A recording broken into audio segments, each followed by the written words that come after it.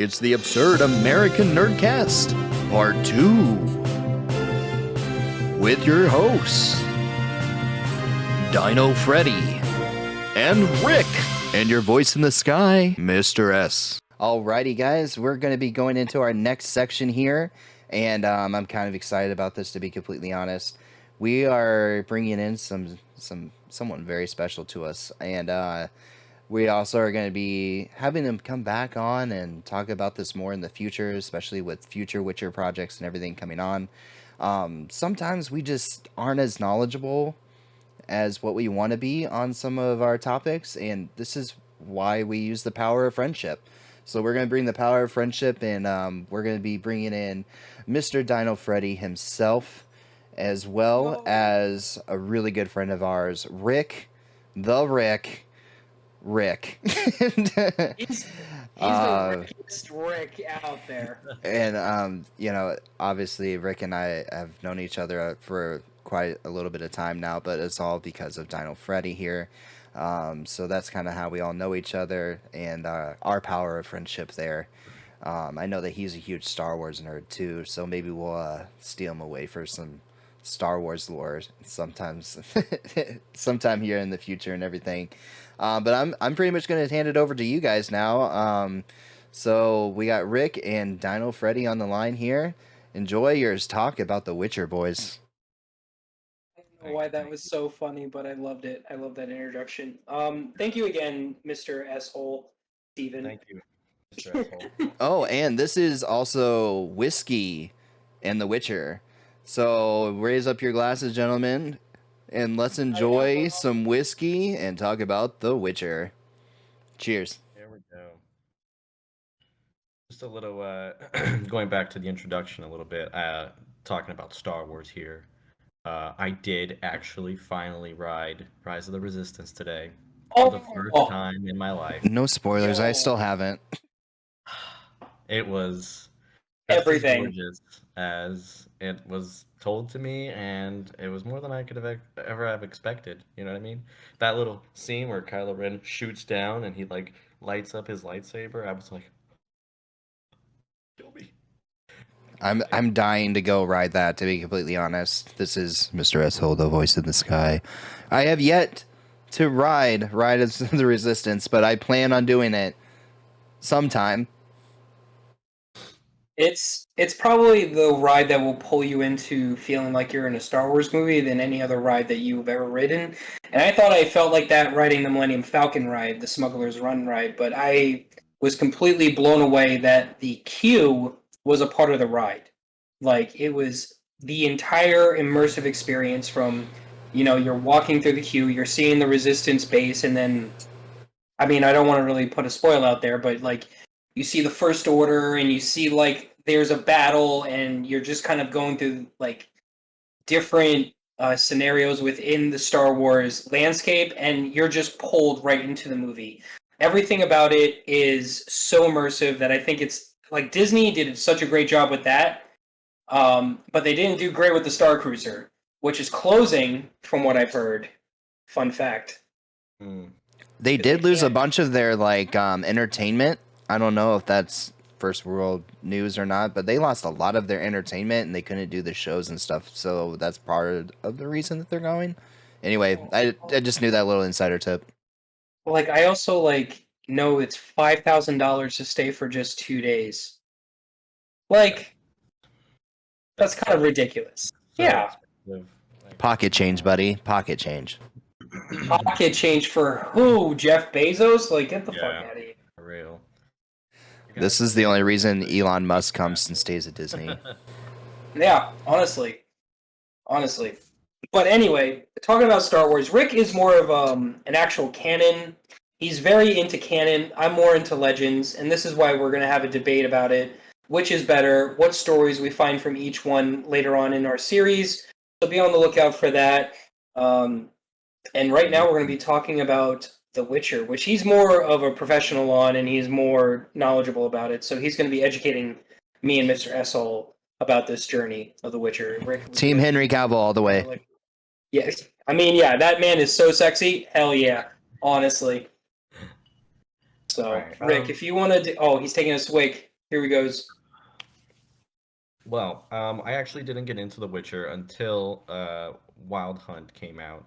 Honestly, in 2015, I had purchased this game. I was like bored as hell in Texas, and I was like, I've already just played through my third play of Dragon Age Inquisition. I've got nothing more to do right now. What the fuck am I gonna play? And I fucking walked into the store and I stumbled on Wild Hunt, and I was like, you know what, I'm gonna give this game a try. And fantastic. I mean, storyline, characters, so character rich, such a deep dive into side quests and details as far as gaming capability. I mean, I really feel like Witcher Wild Hunt like took the PS4 into the highest branch that it could. You know what I mean? Before it was like getting ready to like advance to the PS5. You know. But to the Witcher storyline, I mean, it is really fantastic. And after I played it, I was like, my God, like, where does this shit come from? Like, there has to be more. You know, it's a game I feel that really kind of leaves you like feeling that want for more. Like you're craving knowledge, like you're craving to like dig into it. And, you know, it's like that fucking. Oh, can I even say that shit in this show? Yeah, you can say fuck. Okay. It's the It's like absurd podcast, bro. Like you can say like fuck, that. shit, piss, damn. Sensory button engaged.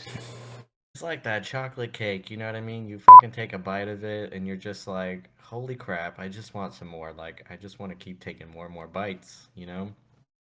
And that's pretty much what the Witcher story really dives you into. And so from there, I was like, I looked into the previous games because obviously this game kind of came out of nowhere, it seemed, for most uh, for most of the video game culture. And then there was a certain group that already knew of the previous titles, but unfortunately they were such a small group because those titles were released in very older systems. I mean, Witcher 1 came out in 2007 for like PC only, you know what I mean? And I mean, I don't know about you, but in 2007 I had a PC that could barely fucking run Windows, you know what I mean? Like to imagine a PC that would run fucking Witcher 1, like no, I just didn't have access to that. You know, also I was too busy being a dipshit and running around in concerts and stuff. I mean, do you But feel that, like, with The Witcher 3 coming out, you picking it up, do you feel like it took you into the story where you could fully understand what was going on in the landscape, or did you need to look up any previous history, lore, or anything like that when picking this title up? well, I mean, I really feel like I feel like The Witcher 3, although it attracted so much of attention and it gathered so much new followers and stuff, it was definitely a game meant for a group that already had knowledge because I was lost as fuck. Like, I mean, on top of just getting to know the combat style, which was already kind of complicated, the combat style in itself was very much like PC, you know what I mean? But the story base, it was just like you know, you start playing Geralt, and he already knows all these motherfuckers, and you don't know shit. That's pretty much what it is. You're just wandering Yeah. around.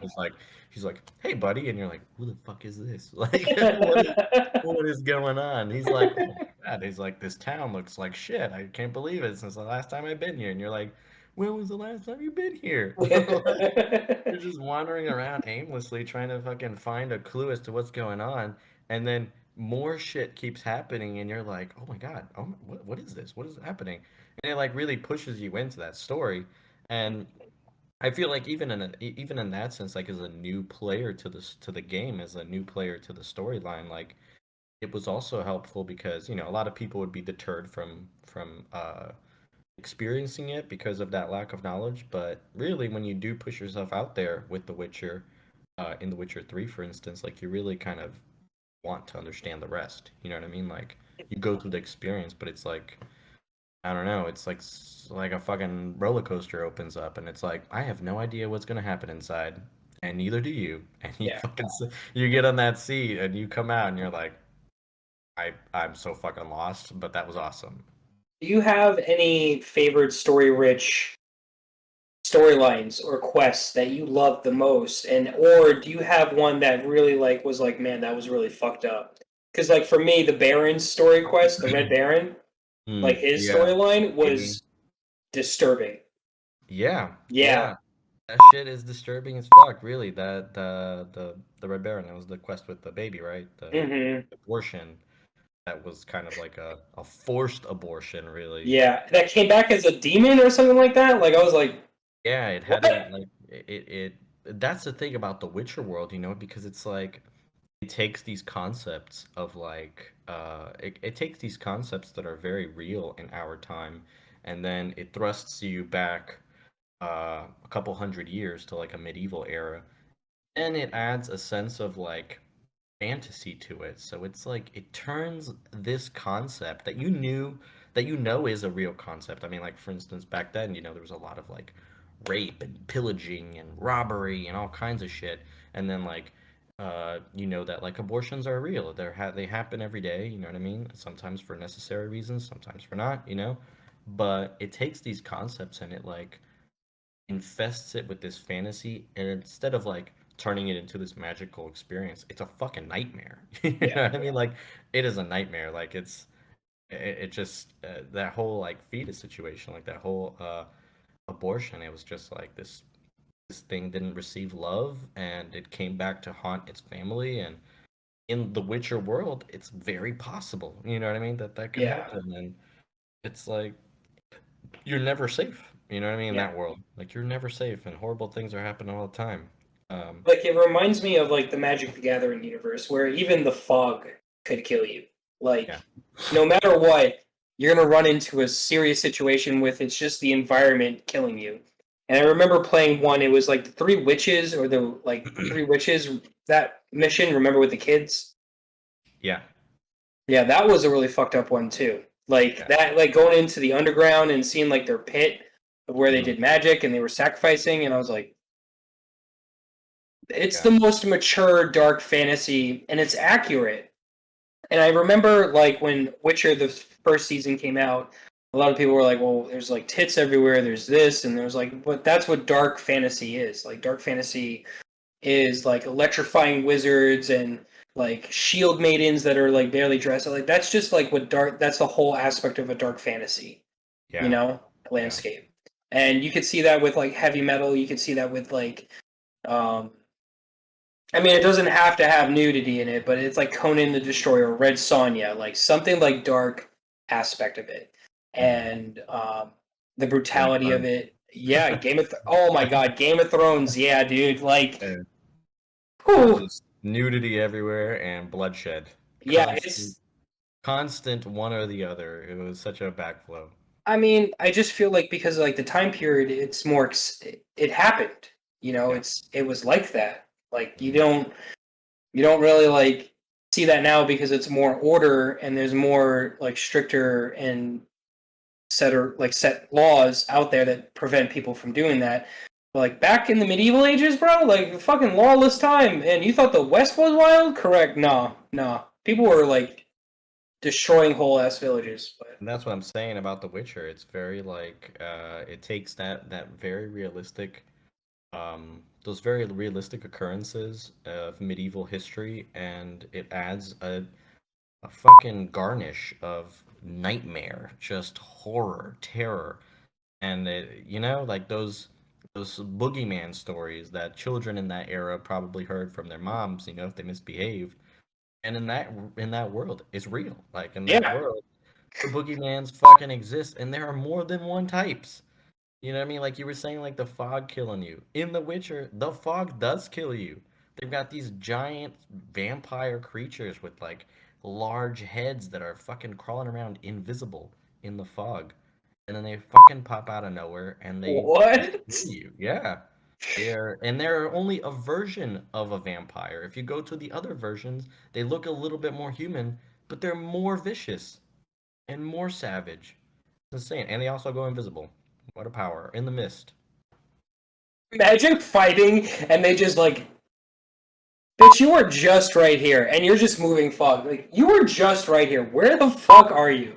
Like And that is that's exactly crazy. why the Witchers exist in that world, because in that reality, I mean, humans were like, holy fuck, like we can't fight against this shit. Like Mhm. we can't fight against the mist. We can't fight against fucking these trolls and these demon creatures and all this shit. So what they did was they took humans and they put them through the trial of the grasses, which is the process to make a witcher, and turned witchers into monsters, but like a variation. It's like a monster human. It's like a almost a monster that you can sort of trust, you know, so that they could kill the monsters that a regular human can't kill. But just like regular humans do, you know, like they developed a sense of like hatred for the Witchers. You know what I mean? Like just disgust and distaste because they're like, oh well, you're not human, you know.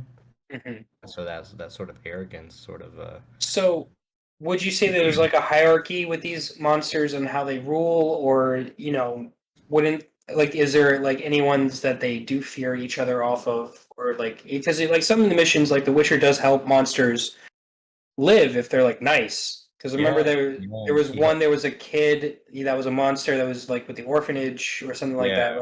right? He lived in a. He was like squatting in a house, and he was Yeah. like, he was scaring off anybody that was potentially going to live in the house. You know what I mean? In order so that he can keep the residents. And then Hmm. once the Witcher figured it out, and that's another cool thing about the Witchers because like it's not black and white. There's a gray aspect to it. You know what I mean? It's not like good evil. There's a in between space. Like all of these creatures, you know what I mean? Like they do have a hierarchy and they do have like a sense of like how do I want to say this? Not morality, but I mean like some of them do. It's all based on like their intelligence, really. You know what I mean?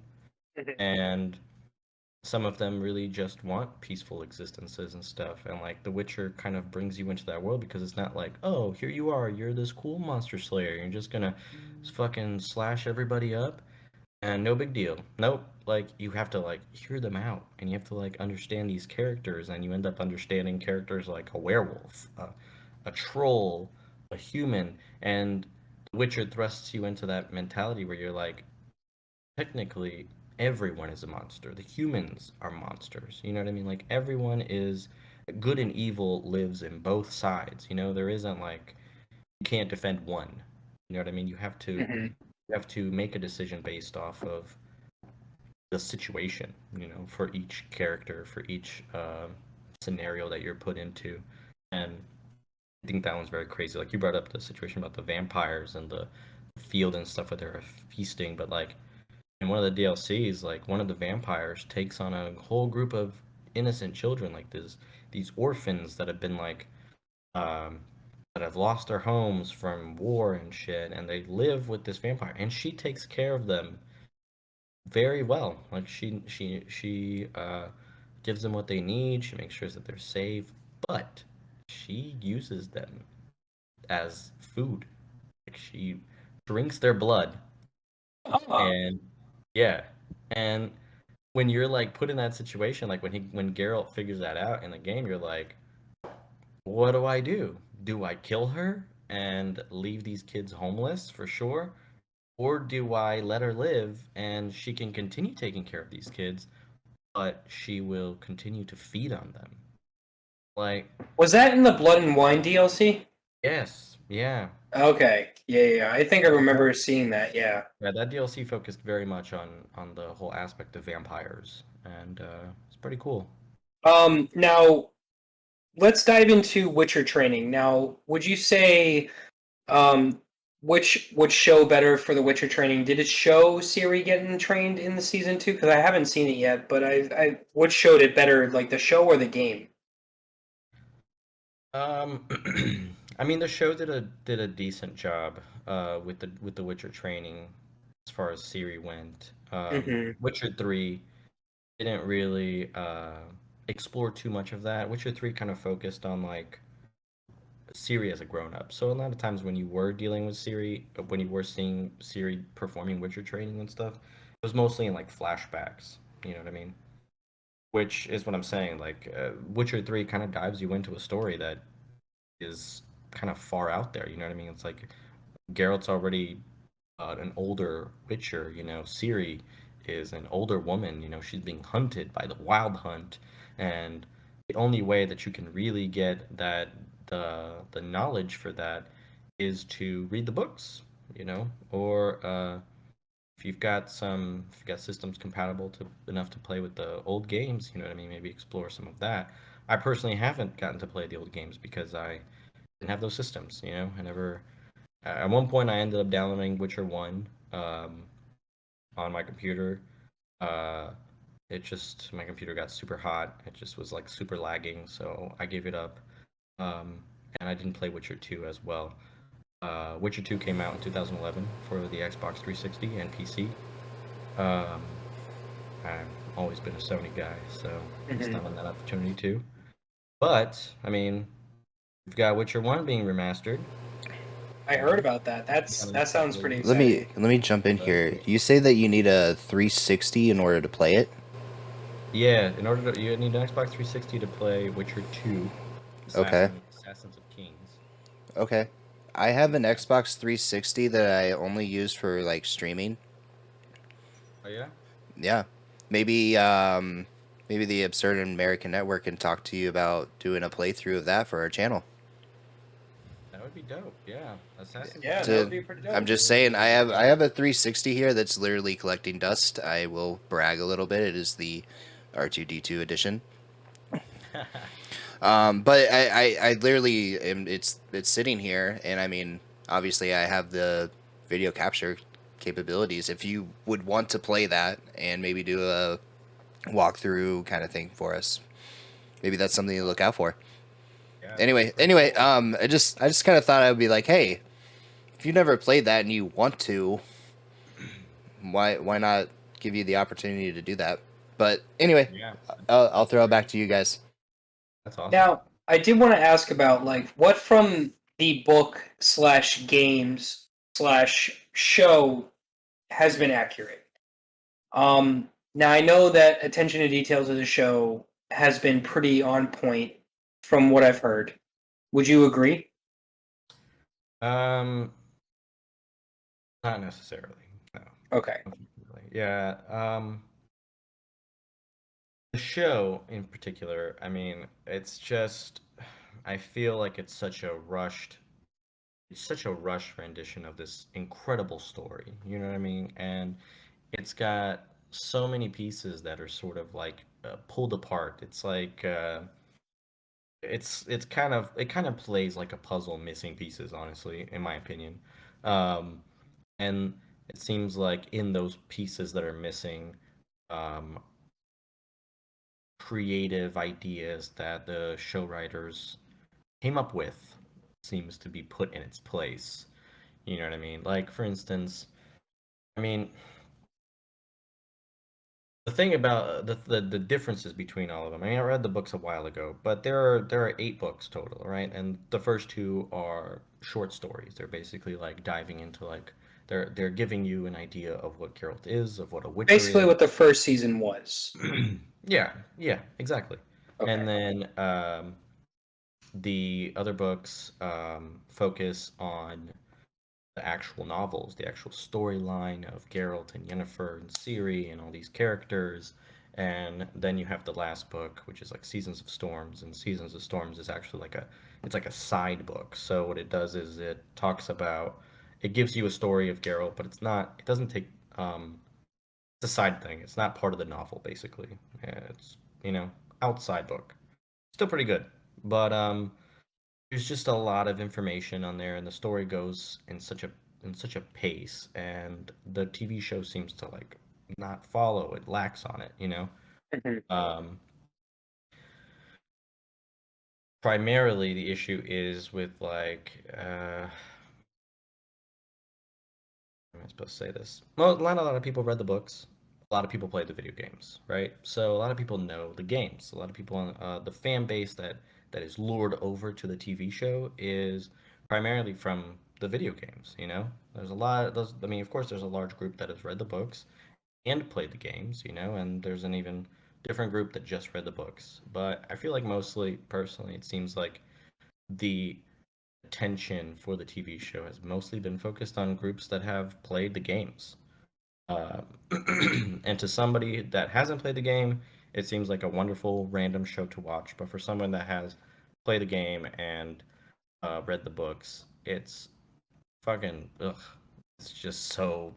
Do you think it's taking the Star Wars route where the books are the main storyline? Here's this. You know how the movies in Star Wars are whatever says is the definitive whatever happens, like if Anakin reaches with the right hand to pick up a cup, that's what happens in the definitive storyline. Now that was pertaining to the books. Now when you're watching like Rebels or you're watching like Clone Wars and he picks it up with the left hand, that's by interpretation. Now from the show. Do you think the show is creating a accurate depiction of what really actually happened from those books? Or do you think that they're just playing it off as like they're improvising because it's like a story that's been passed down to the listener that is listening to the story about Geralt of Rivia?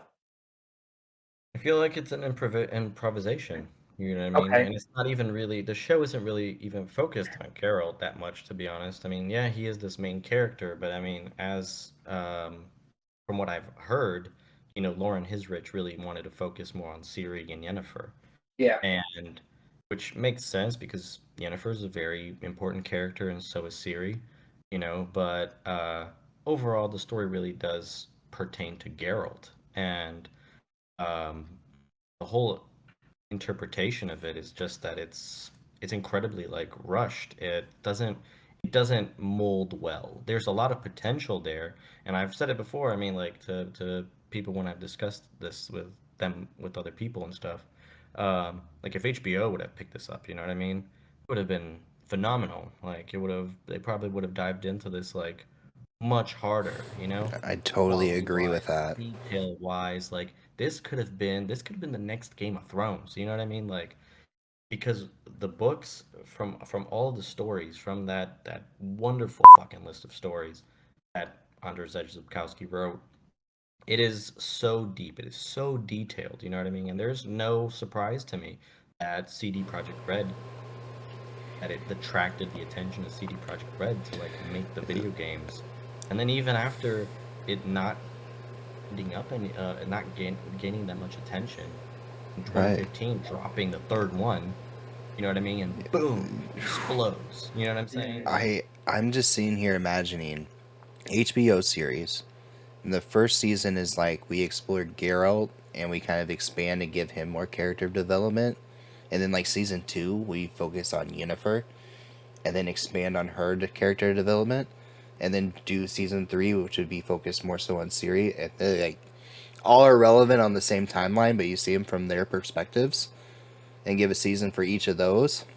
And then by like the later seasons, because now we know who these characters are, start building the story forward. That would have been really, really cool to see. When you said like that HBO thing, like wow, because you could expand so far Well, in kind two of like how Game of directions. Thrones did it. Like, think about like Yeah, from season 1 to season 3 of Game of Thrones. Like, they were 10 episodes each. They explored on everybody's background, how they were, and you saw the end result of it. And I thought that was executed pretty perfectly. and that's what yeah, I'm That's just saying. me. I mean, Mr. S-hole over there, he said that it hits the point right there. You're totally right. Like, if they were to have really dug into each character, because each character is important.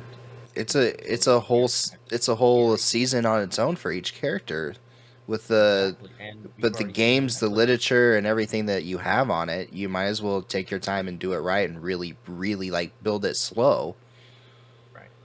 And what were we Just given with season one of the Witcher series on Netflix? We were given a fucked up timeline. What was that? It was like back and forth. The biggest complaint with that season was the constant jump from timelines where people were so fucking confused yeah, as to when what was where. Like, what until the it like fuck? all came together more so at the end. I haven't played the Well, video games.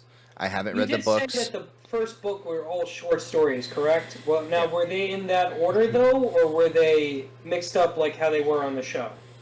The first two books were just short stories that were um, they were all before the storyline of they were like as Dreskel Okay, just said, I mean, they were focused on Geralt.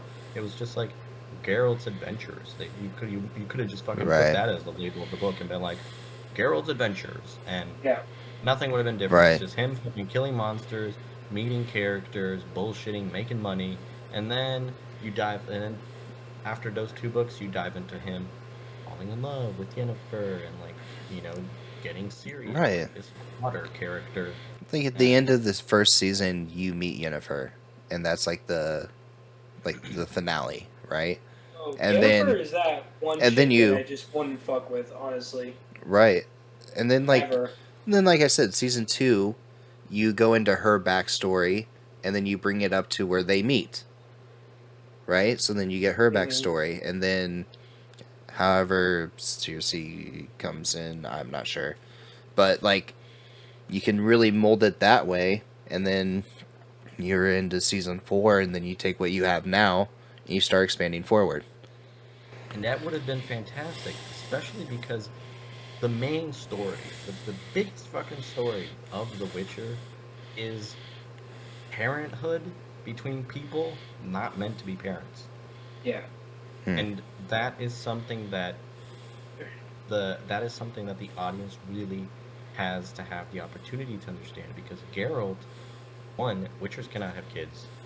They Right. lose their ability to have children once they go through the trial of the grasses. They're basically, I mean, they're fertile, dead. They're kind of dead. They're You know what I mean? mutated into Superman. They're mutated. Yeah, they're not human anymore. And then on top of that, Yennefer herself, she came from a background where she was like a fucking deformed, ugly creature, this human that was kind of like cast aside, but she developed powers, and in order to become this very powerful witch, she endured that transformation to look beautiful and to like for her looks to reflect her power and stuff, and it cost her her ability to have kids too. And it you're following the story of these two characters that are like, yeah, we gave this up because we really didn't care about it. We didn't want it. We wanted to like succeed and be successful. And Geralt's like wanted to be a monster slayer.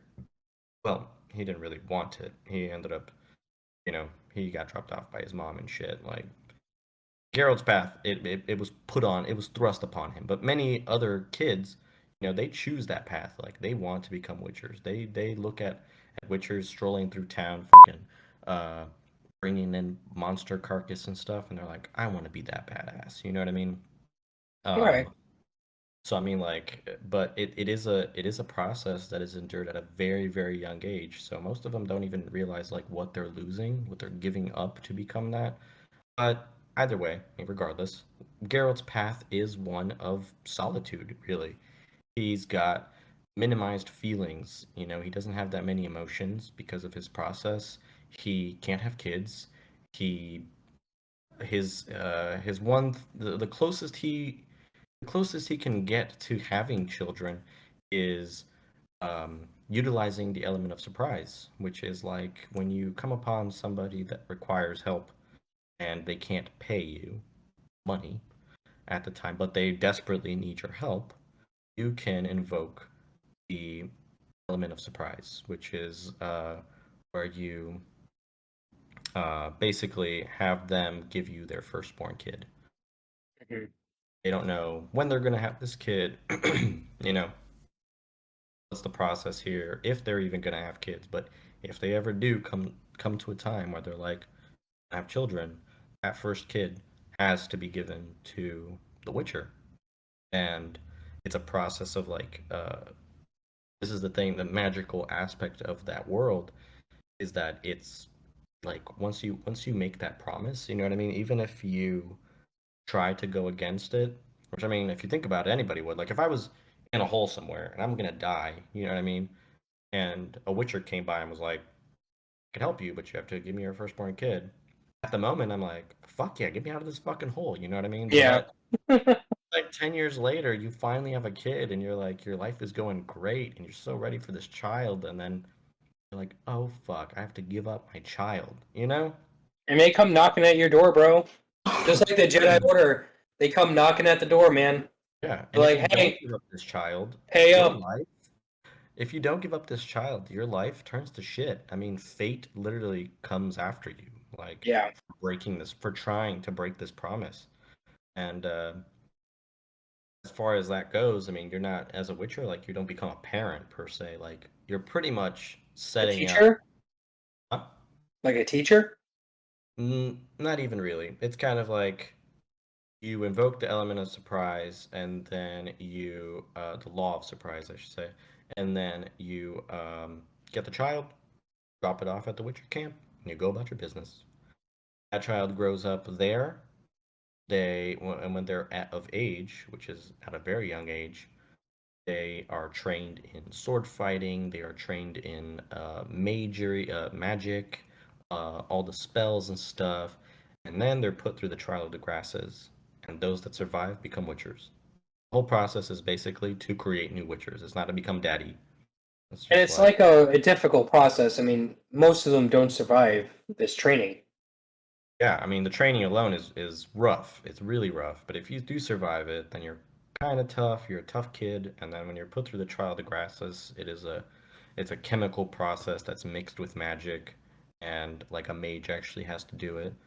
And the chemicals are poison. They mutate the body. So most kids die from it, and the ones that do survive it turn into witchers, and that's how you get the next generation of witchers. And Now, let's go to the show real quick. I know that, like, you said it's like an interpretation. Now, would you say from the actors and actresses that they're interpreting or acting accordingly to how they're portrayed in the game and books? Or would you say that they are interpreting just because of the character or what it is? Would you say like Henry Cavill is playing a good Geralt of Rivia, or what's the actress name that plays Yennefer? I forget her name. Anya Coletra or Yeah, something. does you think she plays Yennefer correctly to the books or games? Like, what is your take on it? Um, one of the biggest issues with the cast selection of the Witcher series was mainly like this cultural appropriation aspect of it, honestly. And I mean, to an extent, there is like a sense of um, to an extent, it could have been done differently, but you could also understand why it was done the way it was done. Um, for instance, I mean, a lot of people were complaining, like, oh, well, there isn't people of color in that part of the world, and blah, blah, blah, blah, blah. It doesn't matter. It's a fucking fantasy story. You know what I'm saying? Like, anybody could be there. This world doesn't really exist. You know what I mean? Yes, it was Polish writing and stuff, but we're talking about a fantasy land with elves and you know all this shit. Like people of color, everybody, anybody, any race can exist in it. Yeah. Um, the biggest issue, though, primarily is the main characters. Because although the world although in that general world, you know what I mean, you could have a variety of different peoples, you know what I mean? When you take these characters that have been described in certain ways and expressed, and the book gives you the idea of them, and then on top of that, like this video game company like takes this video game and is like, we're gonna make these characters real, and through those descriptions, you know what I mean, provides you these characters. You're like, oh my god, like this is the first time I get to see Geralt. This is the first time I get to see, Yennefer, blah blah blah blah blah, and like the TV show takes an entirely different fucking direction. Just blows all that detail out of the way, and not to say that the acting is poor. The acting is pretty decent. It's good, and they portray it really well. But as a fan of the books and the video games, like I was disappointed by the character selection, because as a hardcore fan of those things, you want the most detailed, you know what I mean, the most detailed selections for the cast of a show or a book that you like. I mean, That you we've seen get. that with Lord of the Rings, The Rings of Power. We've seen that with Star Wars. We've seen that with Game of Thrones. We've seen that with most properties that have been portrayed in Hollywood and other regions around the world. Yeah. Um, would you say that with the recent recasting of Henry Cavill, what are your thoughts on that? Like, um, with Liam Hemsworth playing the role of Geralt of Rivia. What do you think is the complications that come with that? What do you think is going to change? How do you think the tone of the show is going to change? What are you, as a fan, expecting out of this? Well, let me answer your previous question first. Geralt, Henry Cavill did a fantastic job as Geralt. I really feel like Henry Cavill himself, like, is the main source of inspiration to watch the show. He attracts the fan base. A large reason why he attracts the fan base is because he himself has proven to be such a fan of the story. You know what I mean? Even so much so that like there's speculation that the reason why he's leaving the show is because he has had like not he has had creative conflicts with the show writers based on where they've decided to take the story. You know what I mean? Yeah. And we can see that. We can see that because I mean, as we said in season one, there was that back and forth jumping around and shit with times and that rush aspect of it, and then you go into season two and you have a character like Eskel, you know what I mean, who was very well casted. I mean, based on his like description from the books and then like how he appears in the video game, like that visual interpretation that we get from the game, like um the guy that plays him was a Basil Eidenbenz, and he was really really good Eskel, and he was killed in like the first episode, from what I remember. They killed him off so quickly, and the whole thing about him being poisoned by can't remember the creature's name, but it's like a tree demon, and him being poisoned by this tree demon, and then becoming a tree himself, and then Geralt needing to kill him. It was just like, where where is this coming from? Because this has never been told. Like, this is not realistic, like to the storyline. You know what I mean? So on top of that, and then you got these character conflicts. I mean, we understand like Lambert, for instance. Lambert is this uh what was he like in the books and even in the video games? He's kind of like this slimy witcher. He's like kind of douchey, but you like him because he's family. Like, he sits at the dinner table, but you're kind of like, man, I wish this guy would go fucking do his job or something. Like, Yeah.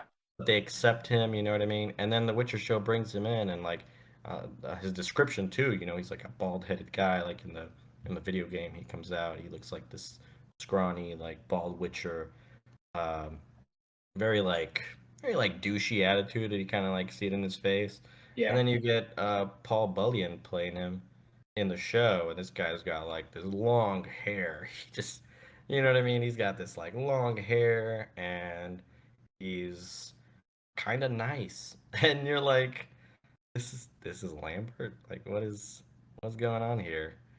And you got that kind of experience with these characters, and then also, things like that where Eskel dies as a tree because he's been cursed, and it's it's disappointing. And as for the casting change and stuff, like, uh, I feel like there's been so many petitions to like bring Henry Cavill back and stuff like that, and really, I mean, if Henry Cavill did leave for the reasons that he has said, which or for the reasons that has been speculated, which he's like there's been creative conflict or something, man, let the guy go. The petition should be to cancel that show. Like, Yeah.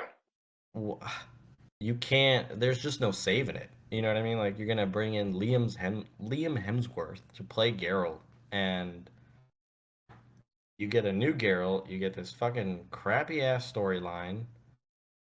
This Netflix show that's rushed and cutting corners and stuff, and I want to say, just like, after season 3, I'm going to stop watching. Like, because, like, I only see Henry Cavill as Geralt of Rivia because he has the voice, he has the posture, he has the build of Geralt of Rivia. yeah, There is nobody else that I could see playing that character than Henry Cavill. yeah, Like, that is just how I see that. yeah. I mean, I don't know. It's frustrating, man. Like, Anya Kalatra, she's a great actress, but I kind of view her as like a kid.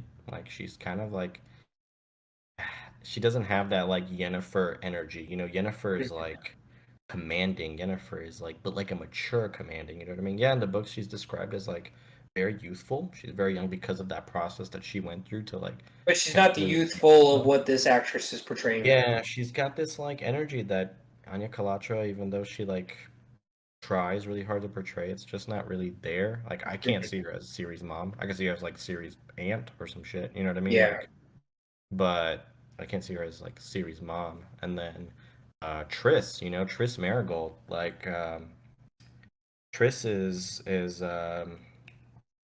she's played by Anna Schaefer, and Anna Schaefer, man, like fantastic actress, gorgeous, gorgeous.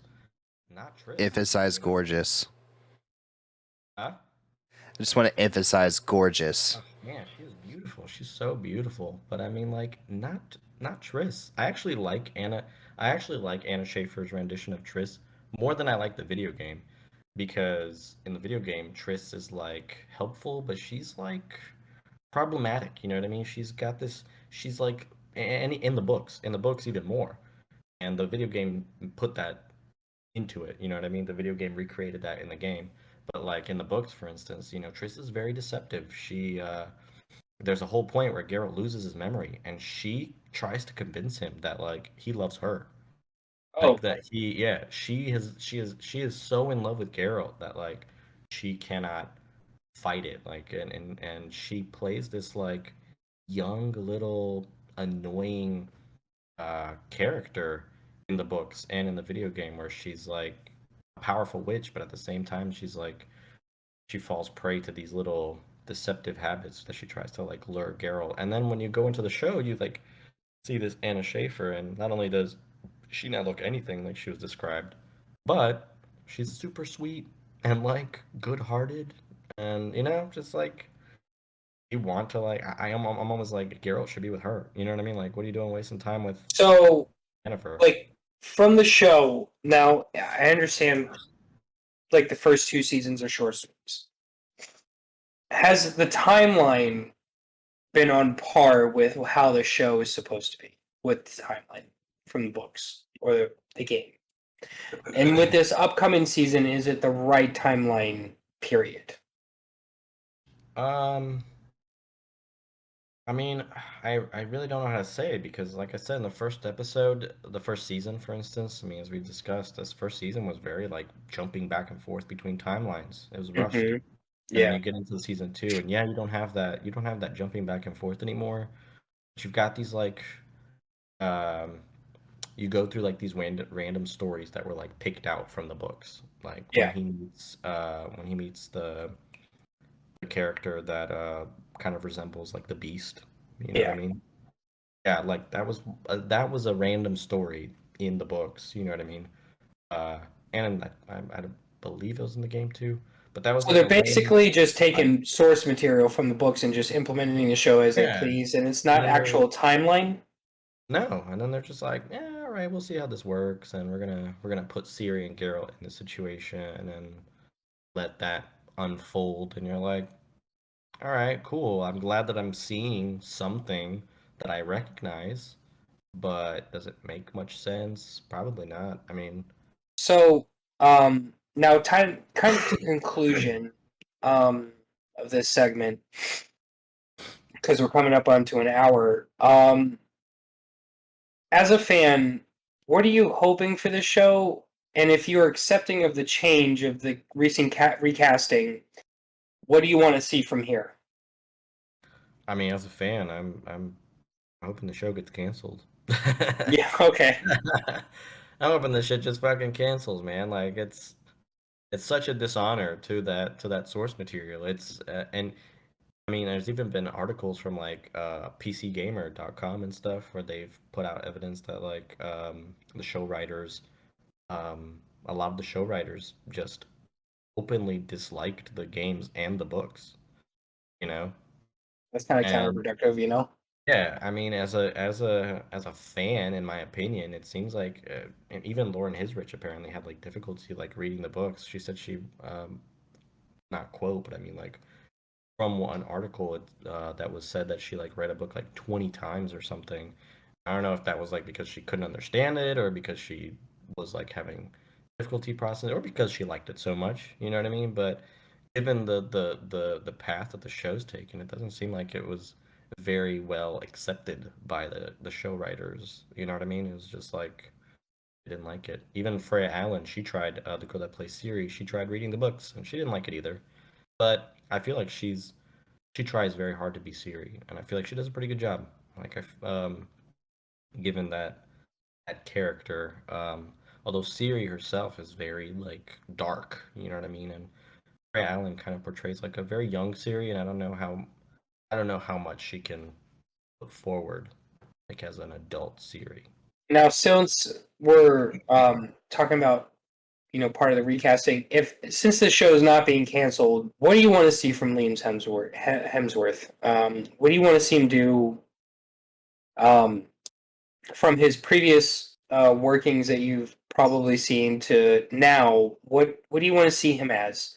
Like, how do you want to see him? Like, what do you think he should improve on? Where do you want to see? I mean, I'll be honest, I'm not gonna watch it. Okay, Yeah, okay. I'm not gonna watch it. Like, just don't.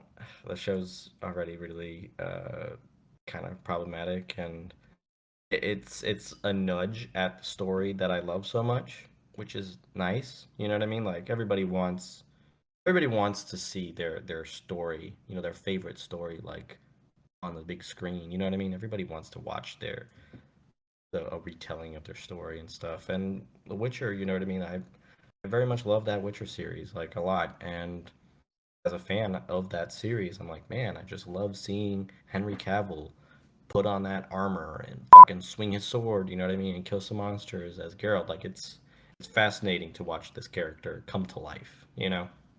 Especially in But that alleyway scene. Remember the alleyway scene in that? yeah, where he fucking was stabbing these motherfuckers like Oh yeah, like left and and right. It was chopping their fucking heads crazy. off. Yeah, it was awesome. It was so cool. And I I loved it, like from that whole scene. And it was very awesome to watch those kind of things, but as a fan, I just can't it's just not a show that I can devote myself to because there's so much discrepancies that you might as well just be like, I'm gonna watch it just like I just want to get that taste of Mhm. something that I mean, for instance, the video game came out 2015. I've played that bitch like 3 or 4 times already. You know what I mean? Like I'm missing that story. I'm even considering I'm trying to reread the book soon. Uh, you know what I mean? So to watch the show, it's almost like you get to like have that little taste back of like Yeah.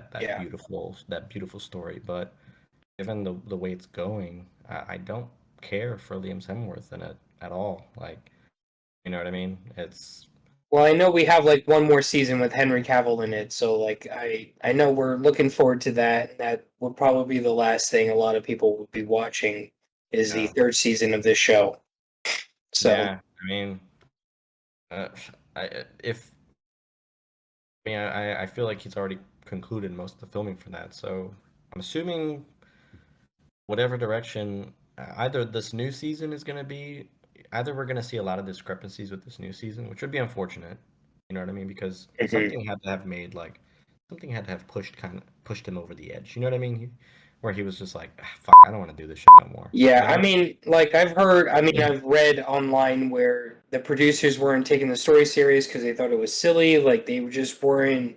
They didn't want to make their own type of thing, which kind of goes with Hollywood. I mean, like if you look at Game of Thrones after season four, George R. R. Martin left because he was like, "This isn't my fucking material." Yeah. So like from there, we knew the show was going to get different after season four with Oberyn Martell and the Mountain and the Viper. Yeah. So, I wouldn't be surprised if, Hollywood does the same. I mean, they are doing the same thing with The Witcher. With it's a recasting of Liam Hemsworth, where Henry Cavill just left the show, and he was very committed last year that he wanted to stay for the 7-year plan. But like after probably what he heard or what he's read, he's like, "Fuck this, I'm out." Like Yeah. he signed with Mhm. DC, became Superman. Good for him. If this Yeah. is Good for what him. if this is what he wants and he wants to do that, like that's amazing. But like, man, they really fucked up Witcher. If that was the case, like they really fucked on the opportunity for that because they could have had something great with an A-list actor and they just were like, "No, fuck this. We're gonna make it our own." And now Liam's Hemsworth. It's like the Baldwin family. You're gonna have like Alec Baldwin, and then whatever his fucking brother is, and it's just that's the trickle down process that you're gonna have.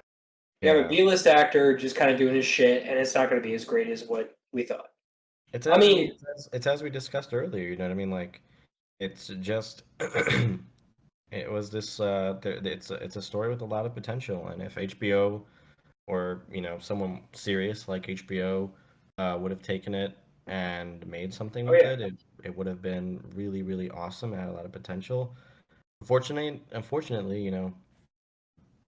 someone with Netflix, like Lauren Hisrich, saw it and was like, I can make money out of this. And yes, you could, but there has to be some devotion to that material. I And agree. it feels like she just really was like, I don't know what the it I mean, I can't say because I don't know her. I've never spoken to her. You know what I mean? But it's like to try to like understand the mentality of someone that's like, I'm gonna take this story and I don't give a fuck about the video games. I don't care about And it most of the also book. could come down from like the executives in Hollywood that are overseeing this project being like, "Fuck this!" Like, it could be that too. Like, maybe she wants to. Like, we don't know. Yeah. We would have to talk to her. Hopefully we get that opportunity. To know more of, or we hear about it, and from there, I think this conclusion of what we think this show should be and what we expect from it. Hopefully a lot of people will agree with us. Of what we want from The Witcher. Yeah. I mean, you being a big fan of it. Yeah. So, I mean, we got the upgraded version coming out next month. oh my god, I know you're so excited about that. Like you were telling me about that, like from the next gen console, because it's gonna look beautiful. Like Witcher 3 is already beautiful as a game on PS4, but man, on PS5, like that shit's gonna fucking Yeah. glow. Oh I my mean, with god, the amount of time that CD Projekt Red has had, I really hope that it does because Mhm. I was kind of disappointed. Like Cyberpunk 2077, I'm currently playing it right now. Uh, it got its PS5 upgrade, and honestly, it doesn't feel that much different from PS4. It doesn't have all those issues. You know what I mean? Mhm. Like, I'm not seeing fucking weird shit falling out of the sky, and Yeah.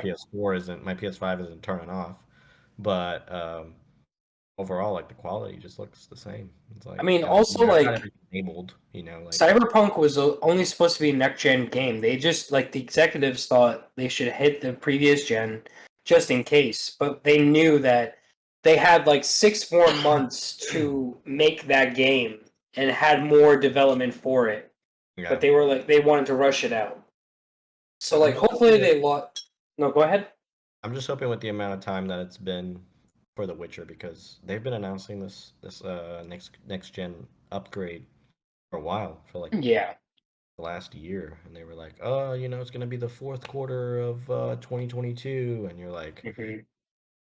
"Man, like where? We're Like hitting that where's fourth the quarter. Right? time?" It's probably in for Christmas because everybody wants to hit Black Friday sales. Maybe we'll get that. I mean, With the it's next free game. though, and there is Well, no. well, people that don't have it have to buy it. You know. Yes, yeah, that's true. Um, I mean, it's free if you have the game. So, I mean, the game is like 8.99 on most sales. So, if you Yeah, purchase it, get the it's free so upgrade. cheap. Like And anybody can get it for like $4 to $8, depending on the upgrade that you want. which is Um, insane because it's almost like you're ripping off the company. It's such a great game. I Like, mean, we are always ripping off the company. Thank you. But yeah, anyway, thank you for joining us on our podcast today, Rick. That no, we mean a lot. We don't know a lot about The Witcher. We are very excited to see what happens in the next season. Hopefully, they kind of go more towards the material of what you were talking about on the books and video game. Um, but we are very happy that you were able to join us today. But Yeah, dude. we're, thanks for the opportunity. I just talked a bunch of random shit and drank whiskey, so that's cool. I Yeah, mean, I cheers. am pretty fucked up right now, so. Yeah. I have been swinging this the entire time, and thank you everybody for watching, tuning in, and so much support.